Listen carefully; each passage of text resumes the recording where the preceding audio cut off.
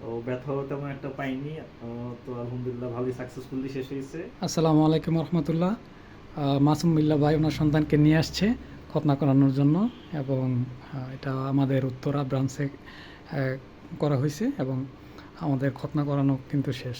এই যে দেখেন, নাহিয়ান বসে আছে, আর স্টাফরার দিয়ে করানো হয়েছে। তো আলহামদুলিল্লাহ ভালোভাবে আমাদের কাজ শেষ হয়েছে। তো মাসুম ভাই যদি একটু বলতেন এই বিষয়ে। আলহামদুলিল্লাহ, আলহামদুলিল্লাহ। বাচ্চা তো কোনো কান্নাকাটি করলো না, ও ব্যথাও তেমন একটা পাইনি। তো আলহামদুলিল্লাহ ভালোই সাকসেসফুলি শেষ হয়েছে।